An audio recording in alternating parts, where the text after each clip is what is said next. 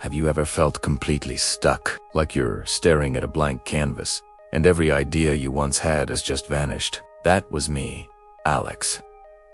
My studio, once a haven of creativity, had become a prison of frustration. Crumpled papers, ghosts of failed ideas, littered the floor. The silence was deafening, broken only by the sound of my own defeated sighs. I was lost in a creative desert, and the blank canvas in front of me felt like it was mocking my inability to create.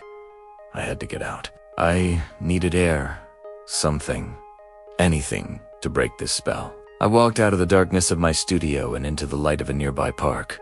The sun felt good on my skin, but my mind was still a tangled mess. I wandered aimlessly, my feet carrying me along paths I'd walked 1,000 times before without really seeing them. But then, something caught my eye, tucked away in a rocky, uninviting corner of a flower bed.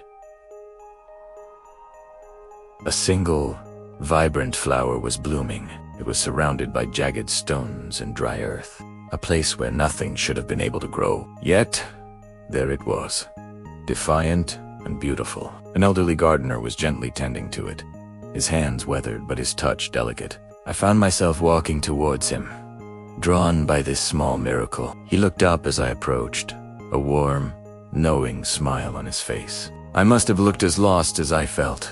I asked him how this flower could possibly thrive in such a difficult spot. He chuckled softly and patted the soil around its stem. He told me that some people only see the rocks, the struggle, the reasons why something can't be done. They focus on the hardship and give up before they even start. But this little flower, he said, doesn't see the rocks as obstacles. It sees them as anchors, something to hold on to as it reaches for the sun. Its resilience isn't just about being tough, it's about its perspective. It focuses on the light, not the darkness, around its roots. He explained that life, much like his garden, will always have its rocky patches, but a positive outlook is the sunlight and the water. It's what helps us find the strength to bloom, not in spite of the challenges, but because of them. His words hit me with the force of a revelation. The rocks weren't the problem. My focus on them was, I had been so consumed by my frustration, by the feeling of being stuck, that I couldn't see any way out. The gardener hadn't just been talking about a flower. He was talking about me. I thanked him, a genuine sense of gratitude swelling in my chest. For the first time in weeks, I felt a flicker of hope. I turned and walked back towards my studio. But this time my steps weren't aimless. They were purposeful. I wasn't running away from the blank canvas anymore. I was running towards it. I burst back into my studio, but it didn't feel like a prison now. It felt like a space of possibility. With a smile on my face, I grabbed my brushes. The colors seemed brighter, the air lighter. My hand moved with a confidence I hadn't felt in so long, guided by a new vision. The frustration was gone, replaced by a joyful, focused energy.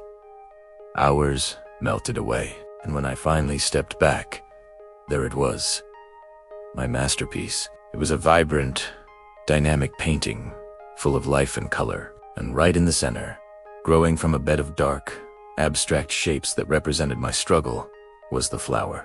It was reaching, defiant and beautiful, a testament to the idea that it saved me. It's amazing how a simple shift in perspective can change everything. When we choose to focus on the light, we find the strength to grow through any darkness. We find our own way to bloom. Thanks for watching, and remember to look for the flowers among the rocks. Don't forget to like and subscribe for more stories.